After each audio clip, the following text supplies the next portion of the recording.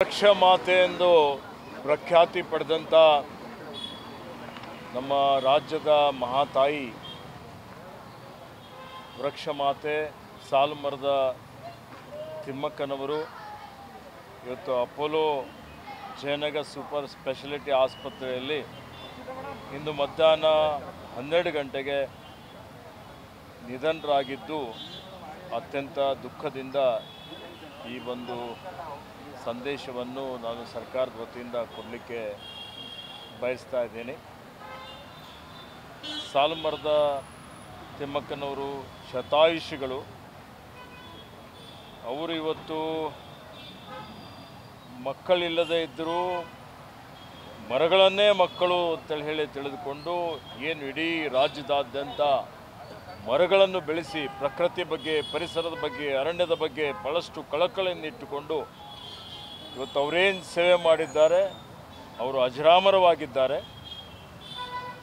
ಸಾಲುಮರದ ತಿಮ್ಮಕ್ಕ ತಾಯಿಯವರಿಗೆ ಇವತ್ತು ಅನೇಕ ರೀತಿಯ ಒಂದೇನು ಪದ್ಮಶ್ರೀ ಪ್ರಶಸ್ತಿ, ಡಾಕ್ಟರೇಟ್ ಪ್ರಶಸ್ತಿ, ರಾಜ್ಯೋತ್ಸವ ಪ್ರಶಸ್ತಿ, ನಾಡೋಜ ಪ್ರಶಸ್ತಿ, ಅನೇಕ ಕೇಂದ್ರೀಯ ವಿಶ್ವವಿದ್ಯಾಲಯದಿಂದ ಡಾಕ್ಟರೇಟ್ ಪ್ರಶಸ್ತಿ, ಹಲವಾರು ಪ್ರಶಸ್ತಿಗಳು ಅವರಿಗೆ ದೊರಕಿದ್ದಾವೆ.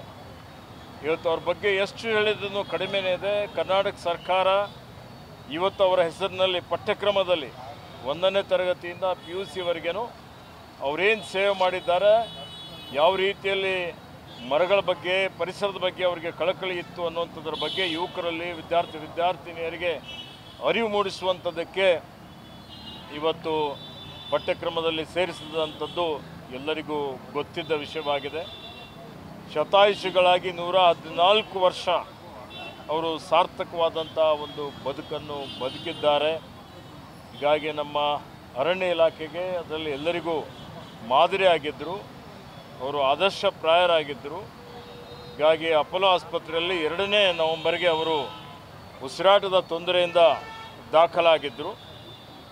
ಇವತ್ತು ಭಾಳಷ್ಟು ವೈದ್ಯರ, ಅಪೋಲೋ ಆಸ್ಪತ್ರೆ ಎಲ್ಲ ಸಿಬ್ಬಂದಿ ವರ್ಗದವರು ಅವರಿಗೆ ಭಾಳಷ್ಟು ಉತ್ತಮ ರೀತಿಯಲ್ಲಿ ಸೇವೆಯನ್ನು ಮಾಡಿದ್ದಾರೆ. ಅವರ ಮಗ ಉಮೇಶ್ ಅವರು ಇವತ್ತು ಅವ್ರ ಜೊತೆಯಲ್ಲಿದ್ದು ಅತ್ಯಂತ ಕಳಕಳಿಯಿಂದ ಇವತ್ತು ಅಜ್ಜಿಯ ಸೇವೆಯನ್ನು ಮಾಡಿದ್ದಾರೆ. ಹೀಗಾಗಿ ಅಜ್ಜಿಯನ್ನು ನಮ್ಮಿಂದ ಅಗಲಿ ಹೋಗಿದ್ದಾರೆ. ಭೌತಿಕವಾಗಿ ನಮ್ಮ ಜೊತೆಯಲ್ಲಿ ಅವ್ರು ಇರಲಿಕ್ಕಿಲ್ಲ, ಆದರೂ ಅವರ ಕೆಲಸ ಕಾರ್ಯಗಳೇನಿದ್ದಾವೆ ಅವರೇನು ಇವತ್ತು ನಮಗೆ ಆದರ್ಶವನ್ನು ಕೊಟ್ಟಿದ್ದಾರೆ.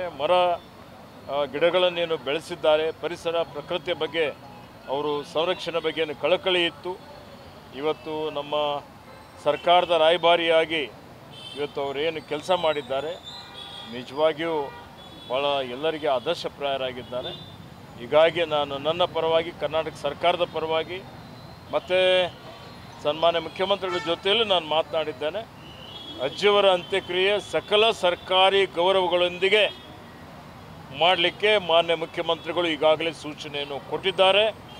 ಹೀಗಾಗಿ ಅವರಿಗೆ ಹೃದಯಪೂರ್ವಕ ಶ್ರದ್ಧಾಂಜಲಿಯನ್ನು ನಾನು ಅರ್ಪಿಸುತ್ತಾ, ಅವರ ಅಗಲುವಿಕೆ ತಡೆಕೊಳ್ಳಿಕ್ಕೆ ಅವರ ಪರಿವಾರದವರಿಗೆ, ಅವರ ಮಗನಿಗೆ, ಅವರ ಅಭಿಮಾನಿಗಳಿಗೆ ಎಲ್ಲರಿಗೂ ಆ ಭಗವಂತ ಶಕ್ತಿ ಕೊಡಲಿ, ಅವರಿಗೆ ಚಿರಶಾಂತಿ ಕೊಡಲಿ ಅಂತೇಳಿ ಭಗವಂತನಲ್ಲಿ ಪ್ರಾರ್ಥನೆ ಮಾಡಿಕೊಂಡು ಅವರಿಗೆ ನನ್ನ ನಮನಗಳನ್ನು ಸಲ್ಲಿಸುತ್ತೇನೆ. ಈಗ ಅವರ ಬೆಂಗಳೂರಲ್ಲೇ ಸ್ಮಾರಕ ಮಾಡಬೇಕು ಅಂತ ಹೇಳಿ ಅಂತ ಕೂಡ ಹೇಳ್ತಾ ಇದ್ದಾರೆ. ಸೊ ಅದ್ರ ಬಗ್ಗೆ ಏನಾದರೂ ಅಂತಿಮ ಆಗಿದೆ ನೋಡಿ, ಅವರ ಪರಿವಾರದವ್ರ ಜೊತೆಯಲ್ಲಿ, ಅವರ ಮಗನ ಜೊತೆಯಲ್ಲಿ ಮತ್ತು ಇವತ್ತು ಸರ್ಕಾರ ಜೊತೆಯಲ್ಲಿ ಮಾತನಾಡಿ ಅಂತಿಮ ತೀರ್ಮಾನ ಮಾಡ್ತಾರೆ. ಸರ್, ಅಂತ್ಯ ಸಂಸ್ಕಾರ ಇನ್ನೂ ಅಂತ್ಯ ಸಂಸ್ಕಾರ ಎಲ್ಲಿ ಮಾಡೋದು ಅನ್ನುವಂಥದ್ದು ಇನ್ನೂ ತೀರ್ಮಾನ ಆಗಿಲ್ಲ.